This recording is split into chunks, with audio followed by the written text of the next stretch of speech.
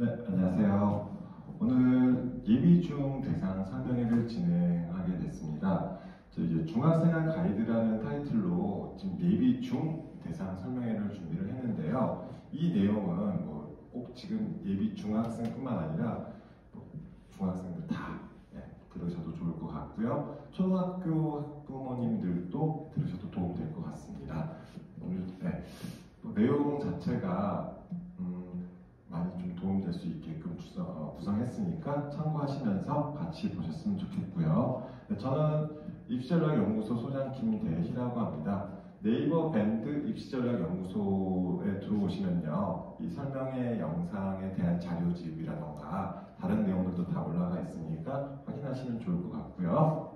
네, 오늘 본격적으로 시작을 해볼 건데, 자, 첫 번째 내용은 학년으로 살펴보는 입시의 변화. 자, 입시가 많이 바뀌었다라고들 이야기하는데 어떤 내용이 어떻게 바뀌었는지 우리가 알고 있어야 될 것 같아서, 자, 우리 내용도 중요하겠지만, 자, 우리는 바로 여기 들어가는 겁니다. 중1. 자, 그런데 이 내용도 물론 중요하지만, 자, 어떻게 변했는지 알아야지 확인할 수 있겠죠. 그래서 입시의 변화를 한번 한눈으로 보시라고 준비를 해놨고요. 자, 지금 현재 예비 중1 친구들은요, 2027학년도 대입을 준비하는데, 자, 보시다시피 2015 개정 교육과정의 마지막 해고요. 수능이 우리 아래 1년 동생들부터는 달라질 예정이에요. 최종적으로 아직 발표는 안 났지만 지금 뭐 새로운 수능 체제를 마련하고 있는 중이고요. 또 발표되는 대로 또 말씀드릴게요. 내신, 고등학교 내신도, 고등학교 진학 이후의 내신도 달라질 예정입니다. 자, 그러면서 고입까지도 지금 우리가 마지막 해거든요. 지금 현재 중1 올라가는 이 친구들이요. 자, 이 친구들 이후에는 외고, 국제고, 자사고가 일반고로 전환될 예정입니다. 자, 그렇기 때문에 자, 항상 마지막 해에 있는 우리 친구들 같은 경우와 지금 이제 6학년 올라가는 친구들 같은 경우는 모두 다 새롭게 바뀌는 형태잖아요. 자, 그만큼 중요한 시기라는 거, 중요한 학년이라는 거, 이거 확인하셨으면 좋겠습니다. 그래서 이렇게 체크하시면서 어떻게 바뀔 것인지 앞으로의 발표 내용들, 특히나 자, 이거는 꼭 기억하세요. 우리 아이들은 2027학년도 대입입니다. 2027학년도 대입이 어떻게 바뀌는지에 대해서 관심 있게 좀 봐주시면 좋겠고요. 나머지 학년들은 다 우리한테 필요 없는 거예요. 네, 그렇게 보시면서 자, 이제 제가 예비 중 설명회나 혹은 이제 초등학교 학부모님들 대상으로 설명회를 진행할 때 종종 보여드리는 자료인데, 자, 보통 초등학교 6학년 때까지는요, 자유롭게 많은 경험치를 쌓고 특히나 학습 습관을 잡는 걸 가장 중요하다고 이야기를 해요. 특히나 초등학생들 같은 경우는 어때요? 굉장히 다양하게, 그다음 많은 가능성을 가지고 있는 친구들이잖아요. 아직 시험을 쳐본 적이 없기 때문에. 네. 그런데 이 내용이 중1 때까지 같이 연장선상에서 생각하시면 좋을 것 같아요. 자, 중1 때 첫 번째 뭐가 나왔죠? 정신 차리기. 자, 막연하게 우리 아이가 그냥 잘한다, 우리 아이가 영대성을 가지고 있다, 정말 잘한다, 천재다, 자, 이런 생각을 가지고 계셨다면요, 중학교 1학년 때부터는 슬슬 현실 자각 모드로 좀 가셨으면 좋겠습니다. 물론 우리 아이가 뛰어날 수도 있고 더 많은 발전도 할 수 있어요. 하지만 자, 무조건 잘한다 해서 이제는 방향성을 잡아주셔야 되겠고요. 기본적인 큰 틀을 마련해 주셔야 된다는 그런 취지에서 말씀을 드리는 거고요. 자, 기초 마련, 큰 그림. 자, 그 다음 중2쯤 되면요, 극복해야 됩니다. 뭐를요? 이제 시험이라는 걸 칠 거예요. 그리고 성적이 나올 거예요. 뭐 점수도 나올 것이고 중학교 때는 A, B, C가 나오거든요. 이 성취도가 나올 거예요. 즉 내신 관리에 대해서 여러 가지 힘든 사항도 있을 것이고 생각만큼 점수가 안 나올 수도 있어요. 자, 그런 것들을 극복해 나가는 모습들 필요할 것이고, 만약 특목 자사고를 준비하는 친구들이라면 연장해서 1학년 때부터 계속해서 꾸준하게 학교생활 기록부의 활동 내용들에 대해서 어느 정도 정리, 관리가 필요하다는 겁니다. 자, 다양성. 자, 아직 뭐 진로가 명확하지 않은 친구들도 있을 수도 있어요. 인문계열로 갈 것인지 자연계열로 갈 것인지, 자, 많은 다양성을 가지고 있고, 자, 혹은 어느 정도 선택의 폭이 딱 좁혀졌다면 그 선택에 대해서 집중하시는 것도 전략이 될 수 있는, 중학교 2학년 이 시기도 굉장히 중요한 시기가 되겠죠. 조금 구체화시킬 수 있는 이러한 형태. 자, 중3 올라가면서부터는 뭘 해야 될까요? 이제 어느 정도 확신, 이 정도의 위치에 대한 확신을 가지시면서 자, 자소서 면접 준비, 특목자사고를 준비하시는 친구들 같은 경우는 자소서 면접까지 생각을 하시면서 내가 가고 싶은 학교, 내가 진학하고 싶은 학교의 설명에 자, 제가 중3에 넣어놓긴 했지만 지금 올해 중학교에 입학하는 우리 친구들까지는 영재학교 과학고뿐만 아니라 외고, 국제고, 자사고가 다 존재합니다. 마지막 해긴 해도요. 존재해요. 자, 마지막 해인데 가도 좋을까요? 가세요. 갈 수 있으면. 만약 자기의 희망, 원하는 그 라인이 있으면 진학하시는 것도 도움이 될 거예요. 자, 하지만 자, 이거 생각하세요. 1학년 때부터 관심 가지시면서 그 학교 설명에 꼭 한 번씩 좀 들어보세요. 그리고 부모님의 그 반응과 달리 우리 아이가 좀 다른 방향이다라고 했었을 때는 오셔서 학교 설명회 한번 데려가시잖아요. 학교 설명회 데려가시면 그 학교에서 진행하는 설명회요. 저희 이런 사교육 업체 말고 학교에서 진행하는 설명회 같은 경우는 학교 탐방을 시켜줘요. 그 학교 탐방을 가다 보면요. 아이들 어때요? 꼭 넘어갈 수도 있습니다. 그런 것들도 한번 생각하시면서 설명회까지. 자, 그런데 여기서 제가 이렇게 말씀드린 포인트가 되는 게 뭐냐면요. 초등, 중학교 시절은 준비 기간이에요. 최종 목표를 항상 생각하세요. 최종 목표는 뭐예요? 결국 대입이 될 수밖에 없습니다. 아시겠죠? 그래서 초등, 중등 시절은 준비 기간이고 내가 준비하는 과정에서 부족한 부분이 무엇인지 채워 넣는 그런 시간이라고 봐주시면 좋을 것 같아요. 특목자사고 입시도 마찬가지입니다. 특목자사고 쪽에 준비하다가 실패할 수도 있어요. 그러면 부족한 게 뭔지 다시 한번 만회해서 고등학교 진학 이후에 준비해 나갈 수 있잖아요. 이해 가시죠? 뭐 고등학교를 재수하는 게 아니라 한 번의 그 과정을 통해서 더 얻어지는 게 많다는 것을 말씀드리고 싶어서요. 이렇게 준비를 해 나가시는 거 이렇게 같이 한번 생각하셨으면 좋겠습니다. 자, 2015 개정 교육과정의 우리 친구들 같은 경우는 2015 개정 교육과정 이렇게 말씀을 드릴게요.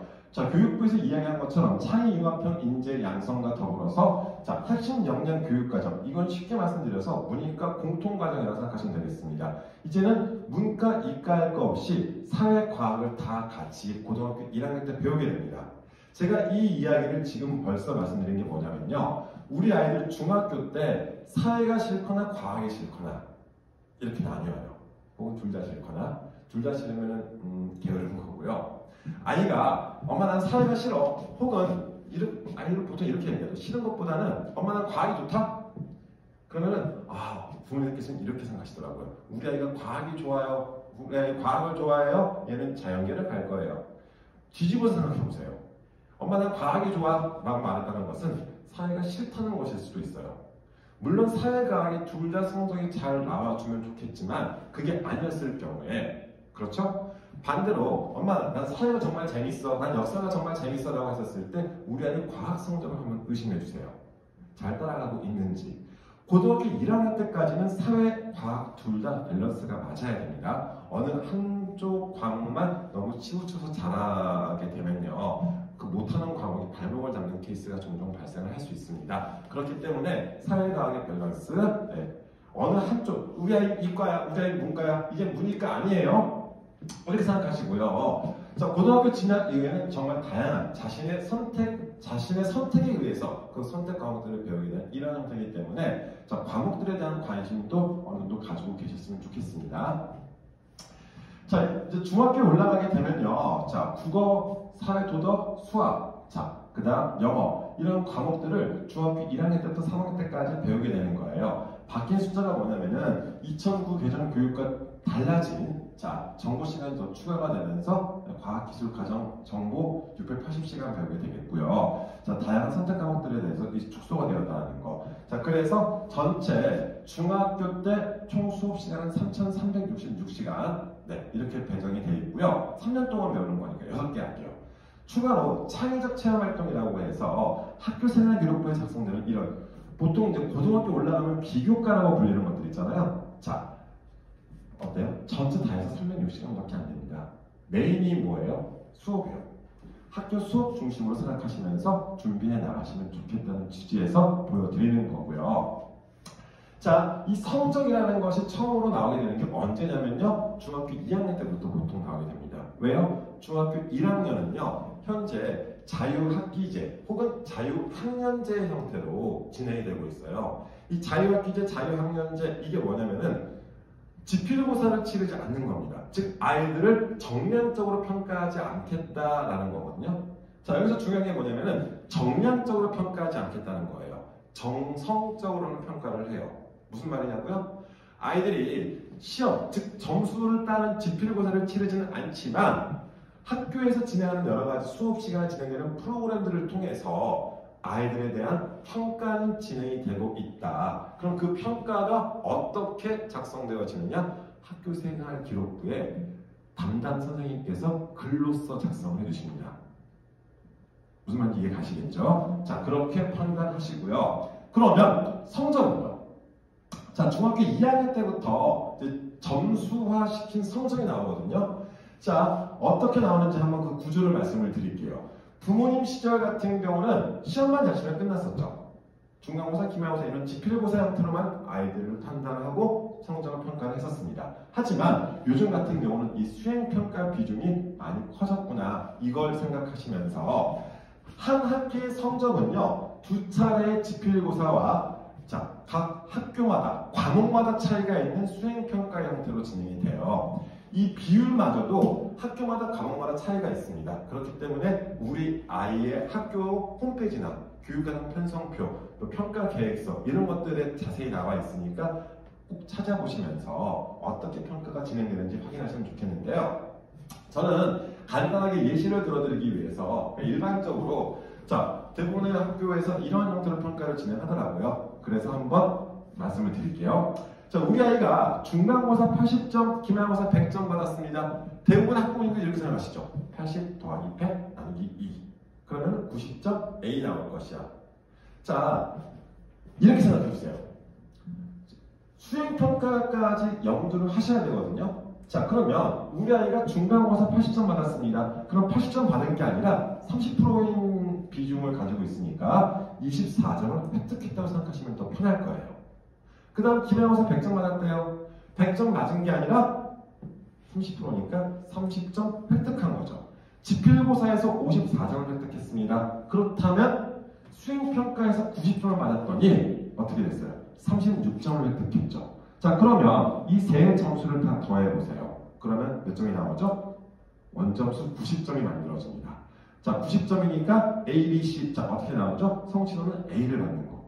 과목마다 이러한 구조로서 아이들의 학교생활 기록부가 나오게 됩니다. 자, 이게 중학교의 성적 산출이다 이렇게 생각하시면서요. 우리 아이가 100점이든 90점이든 다 똑같이 A예요. 이것을 절대평가라고 이야기합니다. 성취평가제요. 이걸 말씀드리는 게 뒷부분에서 설명드릴 고입까지 생각을 했을 때 만약에 우리 아이가 특목자사고에 진학하고 싶으시잖아요. 원점수도 중요하지만 1차적으로 생각하셔야 될 게 전과목 A. A를 자기가 관리를 할 수 있었으면 좋겠어요. 자사고 같은 경우는 전국단위 선발 자사고 같은 경우는 주요 과목이 다 A이면은 더 합격 확률이 1단계 통과 확률이 높아지겠죠. 외고나 국제고 같은 경우는 기본적으로 영어가 다 A여야 됩니다. 과학고는 수학과학이 A여야 되겠고요. 자, 90점으로 A든 100점으로 A든 똑같은 취급을 받아요. 왜요? 상급 학교, 우리가 지원하는 학교에서는 이 아이의 원점수를 확인할 수가 없습니다. 학교에 제공되는 게 성취도, 즉 A라는 거, B라는 거 이것만 제공이 되거든요. 그러면 준비하는 과정에서는 어떻게 해요? 어떻게든 다 A를 맞춰줘야 되겠죠. 지금이야 뭐 과학고든 외고든 생각 안 하실 수도 있겠지만 아무런 생각 없이 그냥 있다가 갑자기 중3쯤 돼가지고요. 아이가 엄마 나 외국 가면 어떨까? 라고 했었을 때 오, 2학년 1학기 때 영어 B가 하나 있어. 그럼 힘들잖아요. 그래서 아이가 어느 방향으로 나갈지 모르는 지금 이 시점에서는요. 우선 전과목 A를 목표로 자기 관리하는 것들을 좀 알려주시면 좋을 것 같아요. 아이들한테 자 중간고사 엄마 나 80점 맞았어. 너 혼나 이게 아니라 자, 중간고사 80점 맞았어? 그러면 기말고사 더 집중해서 그 과목을 성적을 또 높여놓자. 수행평가 관리도 잘해서 자, 이렇게 해서 한 학기의 원점수를 90점을 만드는 거. 같이 좀 옆에서 도와주시면 좋을 것 같아서 말씀을 드렸고요. 자, 이거는 뭐 어떤 중학교에 학교별 평가 계획서를 그냥 옮겨놓은 거예요. 자, 이 학교 같은 경우는 보시다시피 자, 수학 같은 경우는 지필고사 1학년이죠. 자유학기제로 인해서 1학기 중간고사, 기말고사 시행하지 않습니다. 자, 1학년들은요. 그런데 2학년 보시면요. 어때요? 서논술령 지필고사 4월 달이면 1차 지필 중간고사가 되겠죠. 서술령, 논술령 합쳐서 20%를 반환한대요. 중간고사 20%예요. 기말고사요? 40%가 들어가네요. 자, 그런데 단답형, 객관식이 90%, 자, 서논술령 10% 해서 40%. 와, 수행평가 40%. 중간고사 20, 기말 40, 수행 40의 구조예요. 그러면 아까 중간고사 80점 맞았어요. 그럼 80점 맞은 게 아니라 뭐예요? 20%니까 16점 획득한 거죠. 기말고사 100점 맞았어요. 잘했죠. 40점 획득한 거예요. 이해 가세요? 지필고사 56점 획득했습니다. 수행평가 잘 마무리하면 A 맞출 수 있겠죠. 이런 식으로 2, 4, 4의 비율. 자, 학교마다 학년마다 차이가 있기 때문에 지금 이런 학교가 있는가 하면은 자, 어떤 학교를 봤더니 자, 1차 지필고사 35%, 2차 지필고사 35%, 수행평가 30%가 나온 이렇게 내용 나왔어요. 자, 앞에서 말씀드렸지만 다시 한번 말씀을 드릴게요. 이 비율 같은 경우는 각 학교마다 혹은 과목마다도 차이가 있기 때문에 우리 학교의 학년별 평가 계획, 요즘은 그런 계획서 홈페이지라든지 다 공지하거든요. 꼭 확인하시면서 아이들이 자기의 내신 성적을 관리하는 것들에 대해서 좀 알려주시면서 도와주시면 좋겠습니다. 이렇게 평가 계획 꼭 확인하셨으면 좋겠고요. 자, 그렇게 해서 우리 아이가 시험을 치르고 한 학기 성적이 나왔습니다. 그러면 자, 성적표만 보시는 것이 아니라 학교생활 기록부 나이스에 들어가시면 학교생활 이렇게 성적이 우선 공지가 되거든요. 그럼 어떻게 나오느냐? 성취도 수강자 수가 제공이 됩니다. A 맞았죠? 95점이니까 A가 나왔어요. 자, 원점수 95점 나왔고요. 자, 406명의 이 과목을 배운 친구들 406명의 평균 점수가 78.6점. 표준 편차 분산된 정도예요. 12.6 이렇게 제공이 돼요. 자, 이게 성적 끝입니다. 자, 그럼 이 친구는 우선 A인 거예요. 자, 그런데 제가 아까 말씀드린 것처럼 우리가 상급 학교에 원서를 쓰게 됩니다. 자, 자사고나 외고나 국제고에 원서를 쓰잖아요. 이 점수, 원점수, 과목 평균, 표준 편차가 지워지고요. 이 성취도만 학교에 제공이 되는 거예요. 그럼 이 친구가 95점으로 A인지 100점으로 A인지 상급 학교는 알 수가 없다는 거죠. 이해 가세요? 영재학교를 제외하고 특목고, 자사고 전부 다 성취평가제로 입시가 진행이 됩니다. 그러면 아까 제가 말씀드린 거 이해 가시겠죠? 중학교 2학년 때 그리고 3학년 때까지 우선은 A를 맞추시는 것을 목표로 해주시면 좋겠어요. 자, 그리고 나서 정성적인 평가가 어떻게 진행되느냐? 이 세부능력 특기사항이에요. 과목마다 과목 담당 선생님께서 이렇게 수업 시간에 뭘 했는지를 작성해 주시는 건데 중학교 같은 경우는요, 이게 네, 역시 학교마다 좀 차이가 있겠지만 이게 필수가 아니에요. 특기가 있는 학생만 작성하게끔 되어져 있습니다. 자, 그러다 보니까 만약 우리 아이가 특목 자사고를 준비하고 싶으시다 하시는 분들은 우선 학교 측에도 좀 알려주세요. 그래야지 학교 측에서도 뭔가 선생님들께서 이 친구를 되게 이쁘게 봐서 도와주고 싶은데 방향성을 잡아주실 수 있어야 되잖아요. 그런데 대부분 학부모님들 보면은 우리 아이가 과학고를 가고 싶어 하는데 그거를 중3 때까지 부모님과 아이만의 비밀로 간직하면서 살아가시더라고요. 네, 비밀로 간직하면서 살아가다가 갑자기 중3 때 딱 돼가지고 저 과학고 가려고 이래버리면은 방향성이 안 맞을 수도 있잖아요. 어떤 친구 보니까 중학교 2학년, 3학년 때까지 막 장래희망 외교관 쪽으로 막 잡아놨어요. 그래서 학교에서도 외고, 국제고 쪽으로 방향 막 도와주려고 막 해놨는데 갑자기 중3 때 과학고 간대요. 맞추기 힘들잖아요. 그래서 우선 학교 측에 아이가 외고에 관심이 있어 한다, 아이가 과학고에 관심이 있어 한다, 이 정도라도 좀 담임 선생님한테 상담하실 때 넌지 좀 알려주세요. 뭐 청탁하고 이런 거 아니잖아요. 그냥 아이가 그걸 목표로 하고 있다 정도만. 그러다가 성적이 안 나오시면 우리 아이가 성적이 안 나오면 그때부터 학교 그냥 안 가시면 되고요. 네. 그렇게 해서 준비를 한번 시켜보세요. 자, 우선 평가의 패러다임이 달라지고 있다에 대해서 말씀드리고 싶은데 부모님 세대에 어떤 차이점이 있는지에 대한 내용이거든요. 자, 부모님 세대는 단순하게 점수만 잘 나오면 네, 끝입니다. 그랬죠? 정량적으로 성적이 우수한 학생 바로 그렇게 의미하는 건데 자, 최근 들어서의 평가 방향은요. 자기의 관심 분야에 특별히 우수하다 그 지식 흥미를 느끼면서 자기가 스스로 찾아보는 그런 공부를 하는 학생 자, 이런 형태 특히나 이런 것들을 우리가 외부 활동을 차단한 채 학교 밖에서 하는 활동들은 학생부에 기재가 안 되거든요. 그러면 수업이라던가 학교에서 하는 활동들이 중심이 돼서 진행이 돼야 되는데 아쉽게도 아직 중학교에는 그런 다양한 활동들에 대해서 학생부에 잘 기재가 안 되는 케이스가 많아요. 그럼 어떻게 하는 게 좋을까요? 독서를 활용하세요. 독서, 자기 관심 분야도 보여줄 수 있겠고 자기의 지적 호기심도 어필할 수 있는 게 바로 독서다. 이렇게 생각하시면서 독서 쪽에 대해서 봐주시면 좋겠다. 이 말씀 드리고 싶어서 준비를 했고요.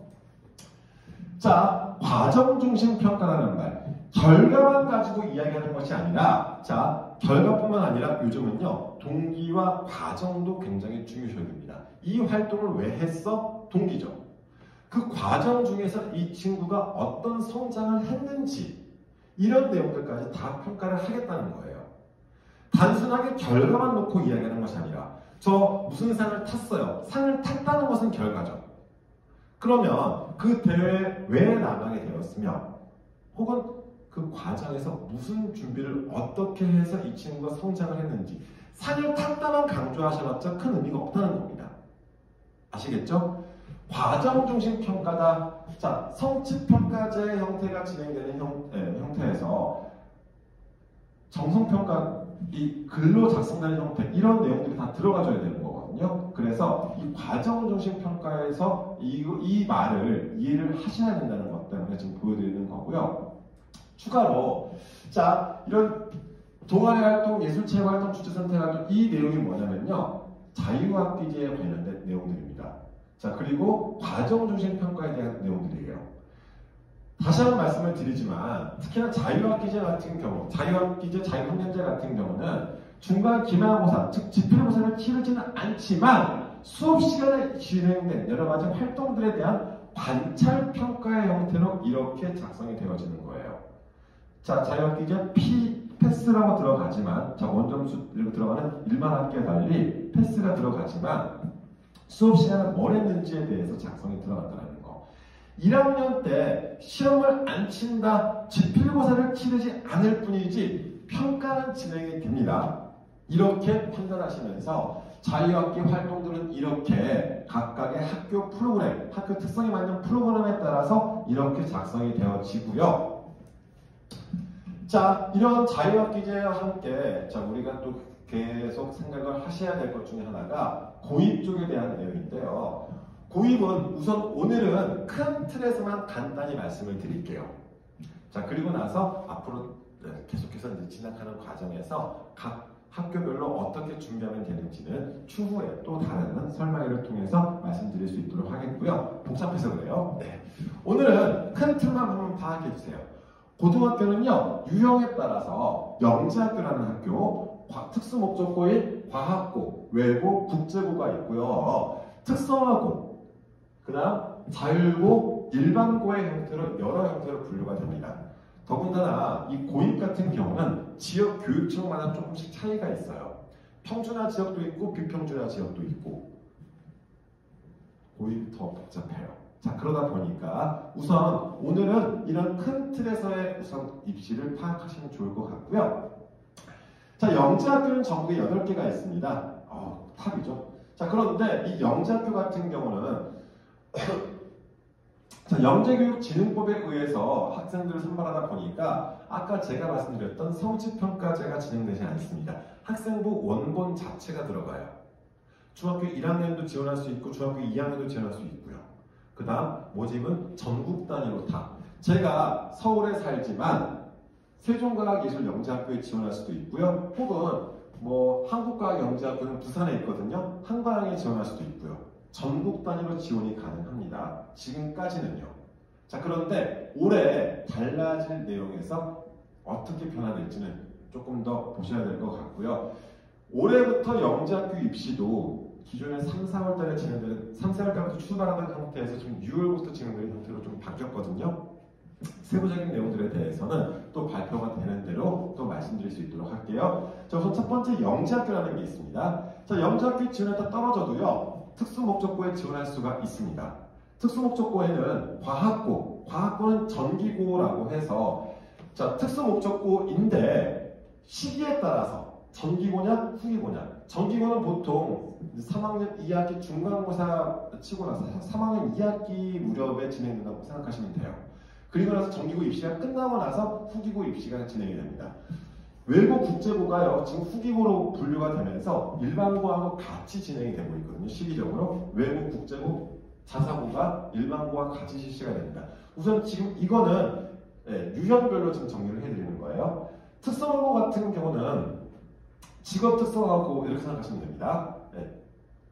특목고 아니에요. 특성화고가 되겠고요. 자율고의 형태는 자율형 사립고. 자, 전국 단위 선발을 하는, 전국의 아무 학교나 지원할 수 있는 전국 단위 선발을 하는 9개 학교가 있습니다. 서울에 하나고가 있긴 한데, 서울의 하나고는 전국 단위 선발 같은 경우가 빠졌다라고 생각하시면 편해요. 그냥 다문화 가정 자녀와 군인 가족 자녀에게만 지금 문이 열려 있고요. 서울 지역에서만 선발하고 있습니다. 나머지 9개 학교는 전국 단위 모집을 진행하고 있고요. 그 다음 광역 단위 모집이라는 말은요, 광역, 즉 서울에 사는 친구들은 서울 지역의 자사고만 지원할 수 있는 거죠. 이걸 광역 단위 모집이라고 얘기하는 거예요.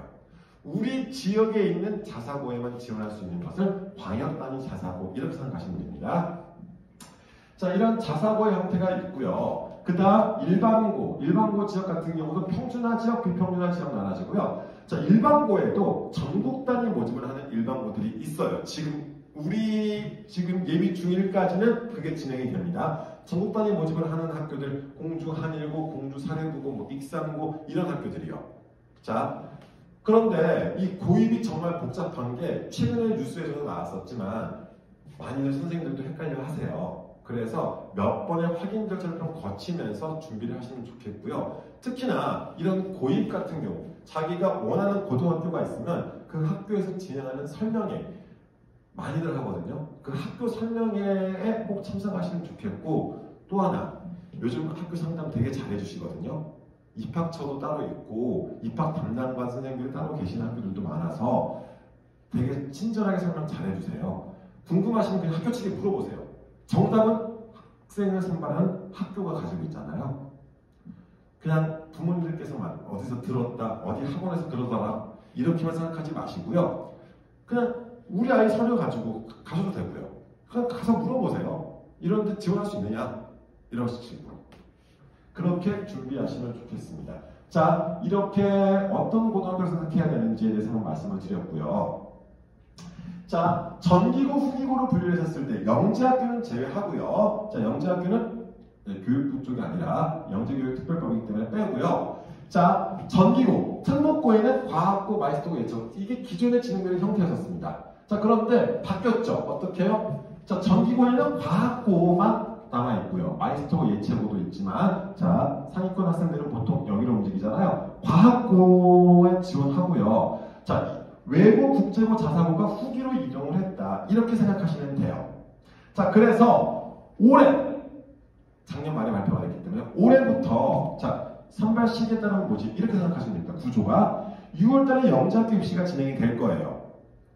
학교별 요강이 나오면 다시 한번 또 저희도 설명에 진행하겠지만, 자, 6월달에 영재학교 입시가 진행이 되고요. 자, 이게 끝나고 나면 전기고 8월달에 전기고 입시가 진행이 됩니다. 자, 영재학교 지원도 떨어졌어요. 과학고 지원하시면 됩니다. 보통 그렇게들 많이 해요. 자, 그 다음 과학고 입시가 진행이 되다가 다 끝났습니다. 그러면 후기고 입시가 진행이 되는 거예요. 자, 과학고 지원했다가 정말 아쉽게 떨어졌습니다. 또 한 번 쓰셔도 돼요. 전국 단위 선발 자사고에 지원하실 수도 있고요. 갑자기 과학자에서 꿈이 외교원으로 바뀌어서 외고나 국제고에 지원하셔도 됩니다. 아시겠죠? 자, 그러면 최상위권 학생들, 상위권 학생들 같은 경우는 영재학교 과학고 지금 자사고까지 다 지원해볼 수 있는 거예요. 아시겠죠? 자, 그리고 다 안 했었을 때 일반고까지 이렇게 여러 차례 기회가 제공이 된다는 사실. 자, 이런 것들도 확인하시면 좋겠고요. 고입은 간단히 말씀드려서 자, 이 형태로 진행이 되는데 고입을 자기주도 학습 전형이라고 이야기합니다. 자, 성적, 성취도만 제공이 됩니다. 점수 제공 안 돼요. 학생부 들어가는데 학교마다 지워지는 항목들이 있어요. 어떤 학교는 수상 실적이 지워지는 데도 있고요. 자, 학교마다 좀 차이가 있습니다. 자기소개서 쓰게끔 하는 학교들, 그 다음 면접까지 해서 이 구조로 입시가 진행이 되는데, 자, 과학고에 가고 싶으신 분들은요, 우선 중2, 중3 때 수학, 과학 성적을 A로 유지시키세요. 외고나 국제고에 가고 싶으신 분들은 우선 기본적으로 영어가 A가 나오시면 됩니다.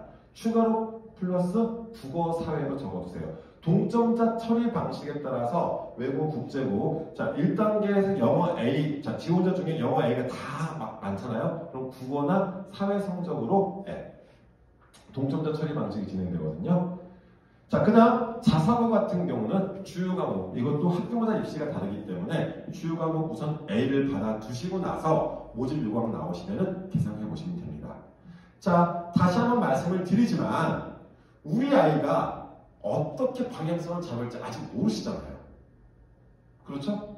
자, 그러다 보니까 지금 현재 예비 중일, 예비 중이 뭐 이런 상태에서 우리가 도와줄 수 있는 방법은 우선 자기의 성적을 관리할 수 있게끔 A가 나올 수 있게끔 도와주시는 거예요. 성적 관리를 어떻게 해야 되는지. 당연히 시험만 잘 친다? 이제 지필고사만 잘 친다고 A 안 나옵니다. 수행평가까지 어떻게 관리를 할 것인지에 대해서 좀 도와주셔야 됩니다. 아직 아이들도 잘 몰라요. 무조건 시험 잘 본다고 해서 A가 나오지도 않습니다. 그래서 자기의 성적을 관리하는 형태로 우선 전 과목을 A를 맞출 수 있게끔 노력해 보시고요. 거기에 따라서 물론 성공할 수도 있고 혹은 한두 과목에 B가 나올 수도 있잖아요. 그랬을 때 자 외고나 국제고 혹은 과학고 이렇게 결정하실 수도 있어요. 자, 이런 식으로 해서 우선은 옆에서 도와주는 사람들의 입장에서는 우리 선수들이 어디의 방향으로 나갈 수 있든지 간에 그 틀을 만들어 주시는 게 중요하지 않나 이런 생각이 들어서 말씀을 드렸습니다. 자, 또한 그런 분들 많이 계시더라고요. 제가 고입은 결과가 아닌 과정이다라고 이렇게 잡아놓은 이유가 뭐냐면요. 그 고등학교에 지원했다 떨어지면 어떡해? 이 걱정 때문에 지원조차 안 하시는 분들이 많거든요. 고입은 과정이에요. 그 고등학교 떨어졌다고 해서 자, 지금 아까 말씀드렸지만 앞에서 보신 것처럼 영재학교에 갈 수 있고 과학고도 써볼 수 있고 자사고도 써볼 수 있어요. 다 떨어져도 일반고 간다니까요. 떨어지면 아이가 당연히 좌절하는 것처럼 보일 수도 있겠지만 아이들 생각보다 그렇게 크게 상처받지는 않더라고요. 그냥 자기들끼리 다 떨어지고 나서 아이들 이렇게 이야기를 보면 자기들끼리 난 작년에 외고에 아깝게 떨어졌어 라고 이야기를 하고 혹은 그래? 나는 과학고에 정말 아깝게 떨어졌는데 이런 식으로 서로 이야기를 하더라고요. 굉장히 좋은 공부가 될 거예요. 중간에 한번 점검을 받는 형태죠. 우리 친구들이요 나중에 대학교 때 원서 쓸 때 학생부 종합을 써볼 수도 있을 것이고 면접을 치르러 갈 수도 있을 것이고 되게 다양하게 지금 해볼 수 있는데 그 연습을 먼저 한다라고 생각하시면 좋을 것 같아서 한번 도전 한번 해보셨으면 좋겠습니다. 지금 아직 중1 같은 경우는 마지막 해이긴 하지만 외고, 국제고, 자사고 혹은 과학고 자, 영재학교 과학고는 계속 유지가 될 거고 외고, 국제고, 자사고만 일반고로 전환될 예정이거든요. 최종적으로 이제 확정 발표가 또 나면 다시 또 말씀드리겠지만 마지막 해인데 보내도 될까요? 마지막 해도 입학은 입학이잖아요. 그리고 대학들에서도 이 친구들을 특목 자사고 형태로 입학했다는 것을 알 거죠. 알 수밖에 없잖아요. 자, 만약에 지금 단지 그 이유 때문에 고민하시는 분들이었으면 저 같으면 쓰라고 말씀드릴게요. 우선 지원하세요. 크게 악영향은 없을 겁니다. 불이익 받는 거 없을 겁니다. 그렇게 한번 준비하셨으면 좋겠고요. 그렇다고 해서 특목 자사고를 무조건 꼭 가라! 이건 아닙니다. 자기한테 맞아야죠. 좋은 고등학교를 간다고 해서 무조건 좋은 결과를 만드는 것은 아니잖아요. 자기한테 잘 맞는 그리고 뭐니 뭐니 해도 아이가 원해야 됩니다. 내가 이 학교에 가고 싶다는 게 있어야지 그냥 남들이 가니까 따라가면요. 정말 가서 후회해요. 많이 힘들어해요. 그렇게 생각하시면서 같이 고민하실 수 있었으면 좋겠습니다. 자, 자기주도학습 전형이란 다시 한번 이거는 이제 교육부에서 이야기하는 자기주도학습. 자기주도학습은 자습이 아니에요. 혼자 공부하는 거 아닙니다.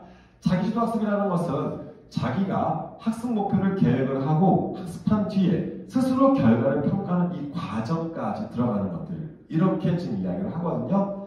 자, 이렇게 진행되는 자기주도학습 전형을 생각하셨을 때 우선 1단계에서는 성적을 봐요. 성적을 보는데 성취도만 파악을 할 수 있다고 그랬죠. 그러면 지원자 대부분이 다 만점이 나올 거죠. 왜요? 과학부 지원하는 친구들은 대부분 다 수학, 과학이 A일 거니까. 외고나 국제고에 지원하는 친구들은요. 영어 성적 다 A일 거예요. 그렇죠. 그러면 걔네들은 뭘로 변별을 해야 되죠? 다 합격시킬 수는 없으니까 네, 서류를 본다고 하는데 중학교의 서류는 크게 합불에 막 엄청나게 영향을 미치지는 않더라고요. 결국 면접이요.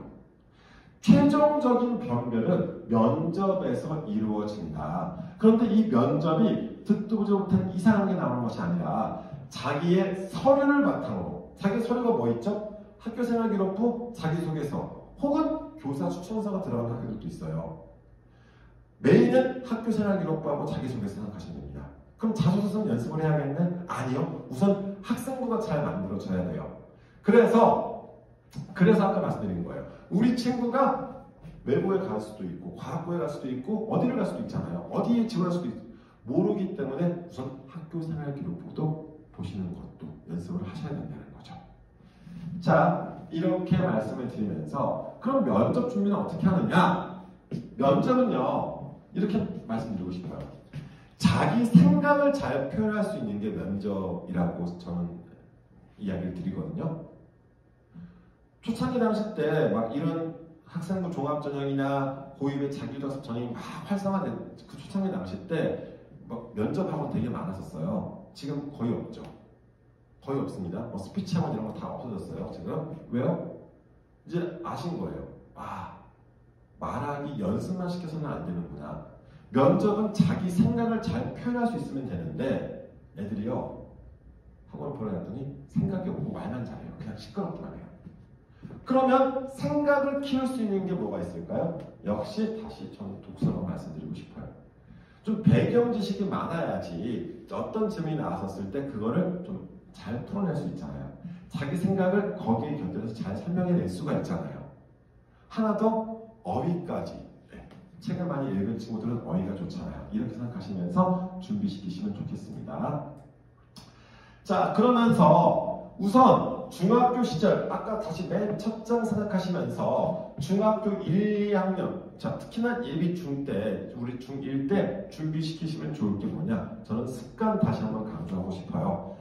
공부는요 꾸준하게 하는 친구들이 결국 이기더라고요. 누적 시간치를 보셔도 그렇고요. 시험 기간에만 바짝 열심히 하는 친구들 네 원하는 좋은 결과를 만들기 어려울 거예요. 평소에 학습량이 꾸준한 친구들이 결국 나중에 이깁니다. 그렇게 생각하시면 좋을 것 같고요. 특히나 저는 이제 컨설팅 같은 거 진행할 때 혹은 학생들 대상으로 막 캠프 같은 거 하거든요. 저희도 그런 거 할 때마다 애들한테 물어봐요. 빨간 날 공부하는 사람 일요일 날 막 아예 공부를 아예 안 하는 우리 친구들 혹시 있다면 한번 물어봐 주세요. 그 친구들은 공부가 일인 거거든요. 공부를 일이라고 생각하는 순간 어때요? 하기 싫어지겠죠. 우선은 싫든 좋든 간에 고3 때까지 공부는 매일매일 꾸준히 습관이 되어져야 하는 겁니다. 명절, 연휴, 뭐 크리스마스 뭐 이런 빨간 날만 보면은 애들이 무조건 놀려고 하는데 노는 것도 물론 필요하겠지만 쉬는 것도 물론 필요해요. 하지만 매일매일 조금씩이라도 일정한 양이라도 꾸준하게 왜요? 공부는 일이 아니니까 공부는 생활이니까 몇 년만 좀 이렇게 인식의 변화를 도와주셨으면 좋겠습니다. 그것 때문에 보여드리는 거고요. 자, 저는 첫 번째 독서 능력 굉장히 강조하는 편이에요. 책을 많이 읽은 친구 못 이겨요.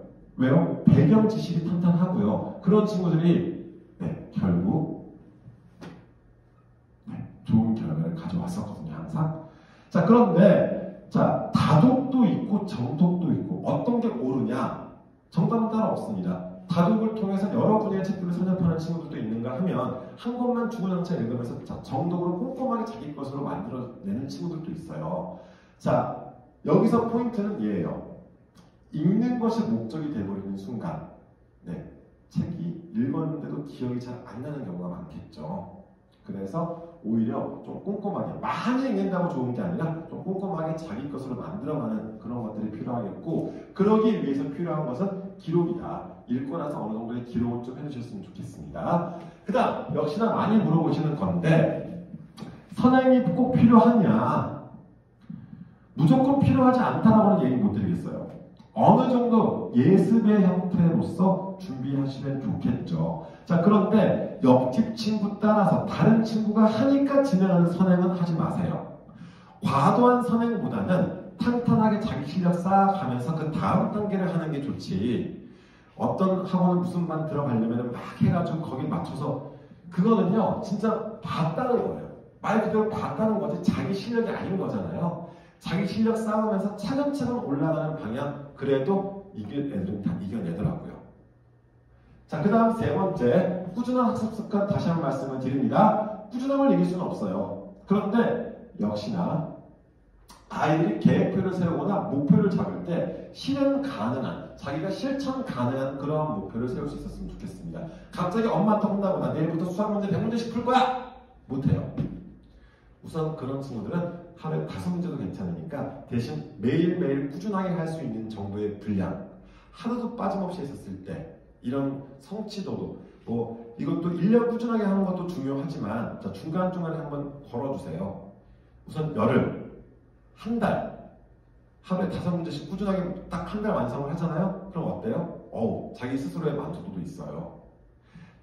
과도한 선행, 무조건적인 선행의 문제가 뭐냐면은 진도는 나갔는데 내 것이 됐는지 안 됐는지 확인이 안 되는 것도 문제죠. 자, 그러다 보니까 자, 여기서는 실천 가능한 목표를 세우는 거, 이런 것들에 대해서도 같이 한번 생각해 보시면 좋을 것 같고요. 그 다음, 우리 아이만을 위한, 자, 저희도 설명회를 많이 진행을 하지만 요즘 뭐 보니까 유튜브에서라든가 뭐 여러 학원들에서도 설명회 많이 진행하고 정말 입시 정보 범람하죠. 그런데 그 중에서도 우리 아이한테 필요한 게 있고 필요하지 않은 것들이 있습니다. 이거는 죄송하지만 부모님께서 좀 도와주셔야 돼요. 취사 선택을 좀 하실 수 있어야 됩니다. 그래서 어느 정도 입시의 흐름에 대해서 좀 관심 가지시면서 그냥 들리는 소문에 의한 그런 카더라 이거 말고요. 혹은 신문에 나오는 그런 것들 말고요. 신문에 실리는 것들은 신문에 실리면 하니까 실리는 거예요. 일반적이지 않아요. 우리 아이가 신문에 실릴 만한 아이가 아닌 이상 일반적인 형태로서의 입시에 대해서 관심 가지시면 좋겠고요. 가끔 이런 분들 계시더라고요. 막 입시를 너무나 많이 아시다 보니까 입시 전문가가 되려고 하시는 분들, 물론 좋습니다. 다 좋은데 입시 전문가가 되기보다는 우리 아이의 더 탄탄한 로드맵을 세워주시는 거, 이게 더 중요할 것 같아서 말씀을 드립니다. 우리 아이가 입학하는 대입 연도, 그 입시에 필요한 내용들을 취사 선택하시면서 이게 우리 아이한테 필요하겠다, 필요하지 않겠다, 이렇게 정리를 해 나가시는 거 꼭 필요할 것 같아서 말씀을 드렸고요. 자, 이제 조금만 더 집중해 주세요. 거의 끝나갑니다. 이거는요, 교과서에 관한 이야기예요. 자, 시중에 있는 어떤 참고서보다 더 좋은 게, 제일 좋은 게 교과서라는 이야기 많이 들어보셨을 겁니다. 막 보내고 싶어 하시는 특목 자사고의 친구들 시험 기간에 주로 교과서 중심으로 정말 공부해요. 문제집을 안 푸는 건 아니에요. 문제집은 걔네들은 평소에 풀어요. 평소에 막 문제집도 많이 풀고 공부하다가 마지막 최종적인 정리는 항상 교과서로 하는 경우를 많이 봤습니다. 수학이 유명한 그런 고등학교에서 애들한테 물어봤더니 보통 수학 교과서를 한 8번에서 10번씩 푼대요. 에이, 똑같은 문제를 풀어봤자 뭐해. 풀이 과정을 다르게 해서라도 다시 풀어본대요. 그렇게 교과서를 중심으로, 막 우리 그런 말 많이 듣잖아요. 입시 수능 되게 만점자 인터뷰 봤을 때 교과서 위주로 공부했어요. 물론 그게 무조건 틀린 말은 아닌 것 같아요. 평소에 문제집 다 풀고 마지막 시험 대비 최종 정리는 항상 교과서로 하더라. 이렇게 생각하시면 좋을 것 같습니다. 자, 모든 과목의 기본은 교과서예요. 유령 없이 편법 없이 교과서를 길러낸 탄탄한 기본기는 어떤 시험과 입시제도에도 흔들림 없는 실력을 키워줍니다. 자, 상위권 학생의 공부법은 교과서입니다. 자, 문제집은요, 교과서를 요약해 놓은 거죠. 학교 프린트에서 나오는데, 우리 학교는 학교 프린트에서 다 나와요. 학교 프린트는 뭘 요약한 거예요? 교과서 요약한 거예요. 원본을 보고 나서 요약본을 봐야죠. 아시겠죠? 그래서 교과서 여러 번, 그러니까 교과서 통독하는 것도 좋고 생각하면서 읽게끔 하고 그 다음 자기가 정리하는 것도 좋은데 이게 무조건 좋은 방법은 아니다. 무조건 이 방법을 무조건 따라라. 이게 아니라 자기한테 맞는 것을 맞는 공부 방법을 찾는 게 제일 좋거든요.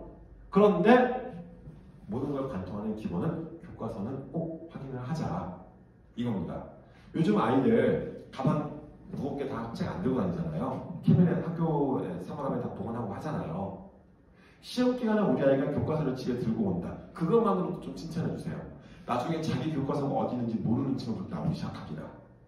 아시겠죠? 교과서 중심으로 공부했어요. 틀린 말이 아니라는 거 다시 한번 말씀을 드리면서 자, 이제 마지막 장이네요. 우리 아이가 이제 나중에 중학 2학년 올라갔습니다. 시험을 쳤어요. 근데 성적이 안 나오는 이유는 뭘까요? 공부를 안 해서 당연하죠. 네, 안 하니까 성적이 안 나왔을 거예요. 공부에 흥미나 재미가 없어서 뭐 여러 가지 핑계 변명거리 많아요. 자, 그런데 제가 이걸 말씀드리는 게 뭐냐면요. 중학교는 뭐라고 했었어요? 우리가 준비할 수 있는 기간이에요. 최종 목표는 대입이라는 거.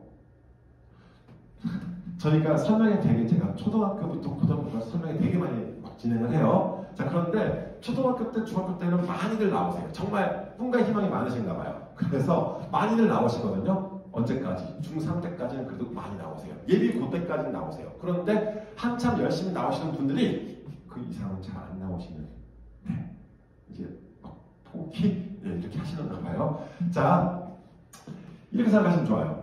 중학교 때는 부모님도 아이도 아직 가능성이 많다. 그러면 만약에 중학교 성적이 안 나왔다. 그럼 어떻게 하느냐? 잘 나올 수 있게끔 도와주셔야 되잖아요. 어떻게?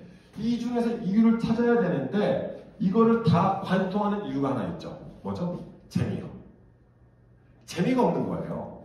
자, 아이한테 무슨 과목이 제일 어려워? 이렇게 물어보는 것보다 무슨 과목이 제일 재미없어라고 물어봐 주세요. 아이들도 꼴에 자존심이 있어서 뭐가 제일 어려워라고 하면은 다 괜찮아 할만해 라고 이야기할 거예요. 그러면 자, 무슨 과목이 제일 재미없어? 재미없다는 것은 하기 싫다는 거잖아요. 애들 게임 많이 하죠. 게임 같은 경우 이렇게 한번 생각해보세요. 게임도요, 모든 게임을 다 하지 않습니다. 자기가 잘하는 게임만 해요. 왜요? 잘하는 게 재밌으니까. 재미없어. 이 게임은 재미없어. 지가 못하니까 재미가 없는 거예요. 이해 가세요? 똑같아요, 공부도. 무슨 과목이 제일 재미없어? 자기가 못하는 과목이 재미가 없는 거예요. 엄마는 수학이 재미없어. 그럼 이 친구 수학이 좀 힘들구나. 이걸 생각하시면서 도와주시면 됩니다. 어떻게요? 뭐 학원을 보내시든 과외를 붙이시든 그때 방법 여러 가지가 있겠지만 재미없는 것부터 재미를 느끼게 해주셔야 돼요. 그럼 어떻게 해야 재미느냐? 점수 잘 나오면 재밌는 거예요. 지가 잘 풀 수 있으면 재밌는 거예요. 어렵죠? 자, 그래서 무슨 과목이 제일 재미없어 물어봐 주시고요. 재미가 없다는 것은 지가 소화를 못 시키고 있다는 거거든요. 이거를 많이 도와주셔야 됩니다. 자, 지가 재미가 있으면요, 부모님이 말리셔야 돼요. 막 우리 아이가 막 그런 거 있잖아요. 막 밤에 12시, 1시쯤 가봤더니 막 공부하고 있어. 제발 좀 잠 좀 자라. 내일 학교 가야지. 엄마 나 이것만 마저 하고 상상만으로 행복하시죠. 자, 재미가 있으면 그렇게 해요. 자, 재미를 붙여주시는 방법. 이거는 정말 힘든 일이거든요. 같이 좀 고민하셨으면 좋겠습니다.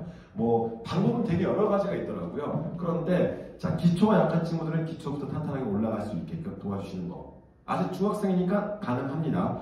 포기하시면 안 돼요. 자, 어떻게 재미를 붙여주시느냐. 그리고 이것도요. 무슨 과목이 제일 재미없어? 이것도 어떻게 생각하시냐면요. 학기 초에 많이 물어봐 주세요. 특히 예비 중 때. 초등학생 때와 중학교 때 가장 큰 차이는 학교에서 사용하는 용어가 달라지는 겁니다. 초등학교 선생님들은 어때요? 교대 출신 선생님들이세요. 초등학교 1학년부터 6학년까지 가르치십니다. 중학교 선생님들은요. 중고등학교 선생님들은 사범대 출신 선생님들이시죠. 중1부터 고3까지 가르치세요. 최악의 경우 말씀드릴까요? 작년에 고3 담임 하시다가 이번에 중학교로 내려오셨대요. 근데 중1 담임 맡으신대요. 어우, 둘이 말이 통할까요? 선생님께서 한국말이니까 알아는 먹겠죠. 선생님이 막 설명 되게 잘해주세요. 아이가 무슨 말인지 알겠어. 그런데 집에 오면서 다 까먹는 거예요. 왜요? 자기 용어가 아닙니다. 무슨 말인지 이해 가시죠? 그런데 그러다 보면은요, 점점 못 알아먹기 시작하다 보면 수업을 한 번, 두 번 놓치다 보면요, 결국 그 수업이 재미가 없어지는 겁니다. 어떤 친구가 난 중학교 입학해서 가서 수업 시간에 열심히 잘 거야 라고 마음 먹고 가는 친구 없잖아요. 다 새 교복에 새 가방 메고 다 정말 들뜬 마음으로 학교를 갔을 거예요. 그런데 왜 자죠? 왜 수업에 집중을 못하죠? 못 알아먹으니까요. 못 알아먹으니까 못 따라가니까 지가 힘든 거예요. 지가 소화를 못 시키고 있으니까. 그래서 무슨 과목이 제일 재미없어를 많이 물어봐 주세요. 그래서 재미없는 과목에 재미를 부여할 수 있게끔 우선 말이라도 알아먹을 수 있게끔 그렇게 많이 도와주시면 좋겠습니다. 자, 이제 최종적인 정리입니다. 자, 2021년도에 중1이 되는 친구들은 2027학년도 대입이죠. 외고, 국제고, 자사고가 유지가 됩니다. 고등학교 일부 과목들에서 성취평가제가 실시가 되고 현재 수능체제가 유지되는 마지막 학년이라고 생각하시면 돼요. 지금 이제 올해 중학교 입학하는 친구들이요. 자, 올해 6학년 친구 올라가는 친구들은요. 2028학년도 대입부터 외고, 국제고, 자사고가 일반고로 전환되고 고등학교 전과목이 성취평가제로 바뀔 예정이고요. 새로운 수능이 등장한다. 자, 이걸 말씀드리는 게 지금 현재 예비 중1 친구들 같은 경우가 입시가 바뀌는 마지막 해다. 차근차근 정말 중학교 때부터 탄탄하게 준비를 시키셔야 된다. 이 말씀을 꼭 드리고 싶어서 이야기 드렸고요. 자, 오늘 이 내용이 좀 도움 되셨는지 모르겠네요. 앞으로도 좀 많이 관심 가지시면서 좀 다양한 설명을 좀 들어보시고 여러 정보들을 많이 확인하실 수 있었으면 좋겠습니다. 이 영상에 대한 자료는요, PDF 파일로 저희 네이버 밴드 입시전략연구소 검색하시면 있거든요. 거기에 다 올려져 있으니까 이 자료뿐만 아니라 다른 자료들도 있으니까 같이 확인하시면서 도움 되셨으면 좋겠습니다. 오늘 이 내용이 우리 아이들 준비하는 과정에서 많은 도움을